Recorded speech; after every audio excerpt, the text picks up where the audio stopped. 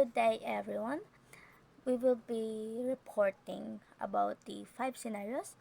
I am Ana Denise Fernando, along with Angel Assis, Jeric Andrew Calipos, Saijin Parahabitos, and Arian K. Hoxon, who made our PPT.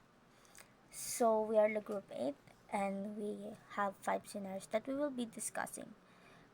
So, for the scenario 1, the group project blow up. In a class group chat, Maya posts, "This project is impossible because Alex hasn't done anything. Lazy much." Alex, who was ill, sees this and feels humiliated.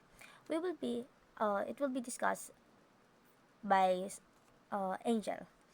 And for the scenario 2, the urgent email. Jordan sends an email to the entire department, 50 plus people, with a project with the subject "Help needed now." The body reads, "Does anyone know where the printer proper is kept? Thanks." And it will be discussed by Saichin Pitos. For the scenario 3, the unsolicited share. Cassie sees a funny but slightly embarrassing photo of their friend Riley at a party. Cassie posted on Instagram with a caption, "Riley living their best life," and tags Riley without their permission. And it will be discussed by me.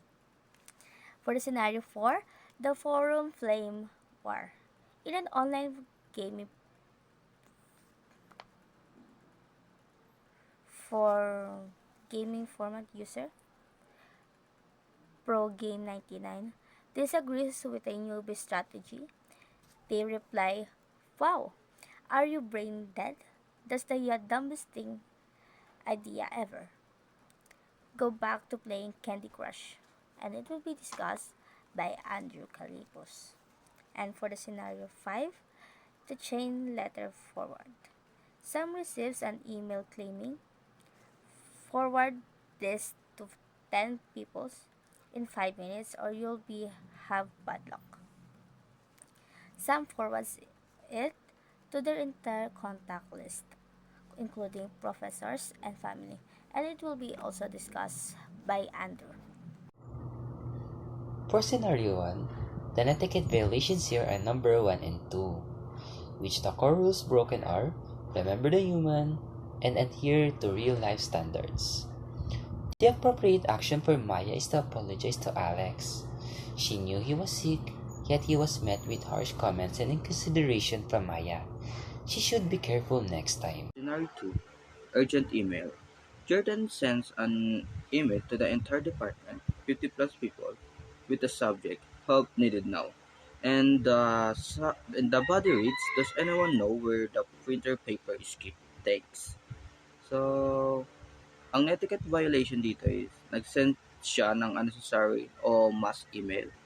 Ang core rules broken naman is 3 and 4. Is the number 3, know where you are. And number 4, respect others' time and bandwidth. Ang appropriate response action naman dito is, dapat i-message lang ng direkta ang tamang tao like staff o office personnel. Imbes na i-email ang buong department at ang buong department at gumamit ng kalmadong boses. So, question number 2, how does the platform, chat, email, forum, social media, change expectation for behaviors? So, the platform affect how formal or casual you should be. For example, email needs a polite, professional tone, while chats can be more casual and quick. That's why it's important to adapt your behaviors depending on where you are communicating. So for scenario 3, our answer in etiquette violations is number 2, behave ethically. Don't break laws online. And the number 8, don't share others' personal information without their consent. So the core rules broken are adhere to real life standards. And the second one is respect privacy. So for the analysis of scenario 3, Cassie must ask permission first to Riley before posting the funny and embarrassing picture of Riley. Hindi naman kasi natin na pwedeng i-post na lang bigla-biglaan yung picture na yan, lalo na kung nakakahiya yun or hindi siya maganda tignan. Lalo na kung iniisip ng tao na kung sino man na picturean nun is hindi appropriate yung picture na nakapag-picture sa kanya. Kaya dapat bago tayo gumalaw, bago tayo gumawa ng kilos na gusto natin, kapag alam natin hindi sa atin yun, or may maapektuhan na ibang tao, dapat nag-ask muna tayo ng permission para mas makasigurado yung feelings ng isang tao or yung privacy niya. For scenario 4, the etiquette violations are number 1 and 6, which the core rules broken are remember the human and show expertise. The most appropriate action here is to be kinder to the newbie and teach him more things to further improve his strategies. Good day everyone. So for scenario 5, we identified that the etiquette violations are Rule 4 and 9. Rule 4 says respect other people's time and bandwidth. Ibig sabihin nito, huwag nating sayangin ang oras at internet data ng iba sa pamamagitan ng pagpapadala ng mga unnecessary or chain messages. For scenarios, some forwarded a chain letter which is hindi naman importante at nakakabawas lang sa productivity at oras ng ibang tao. So, it was clear that the violation was the Rule 4.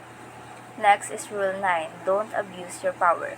Ito naman is tungkol sa paggamit ng ating access o authority sa tamang paraan. If Sam sended a chain message using a school or work email, parang naabuso niya ang access na binigay sa kanya. Instead of using it for official or productive purposes, ginamit niya sa maling bagay.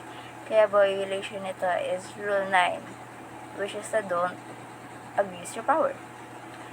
For the core rules broken, we have 2. Respect others' time and bandwidth, and don't abuse power. Gaya ng sabi kanina, this is about respecting people's time and internet. Huwag basta-basta mag-send ng spam or chain letters kasi nakakain ito ang time at data ng iba, especially kung busy sila. Second, don't abuse your power. If you have access to communication tools or group chats, we have to use it responsibly. Hindi porket may kakayahan tayo mag-send ng marami, ay gagamitin na natin ito sa mga walang saysay na messages. For the appropriate action, ang dapat na ginawa ni Sam is he need to delete immediately the message, pero kung napadala na, he need to send a follow-up apology message para ipaliwanag na it was a mistake and to ask others to ignore the message. It shows accountability na marunong tayong umamin sa mali at inaayos agad bago pa lumala. This helps maintain professionalism and respect to others' online community. Na po nagtatapos ang report ng Group 8. I hope na may natutunan po kayo sa mga explanation namin and different topics namin na pinaliwanag namin since ito ay nakakatulong sa buhay po natin dahil nag-discuss kami about different laws in online dahil nga meron tayong iba't ibang causes na nangyayari sa online, sa social media. Kaya dapat mas nagiging aware tayo kung ano yung dapat nating gawin at ano yung dapat nating alamin sa paligid natin para hindi tayo basta-basta gumagawa ng mga bagay na maaapektuhan ng ibang tao. Muli kami ang Group 8. Maraming salamat.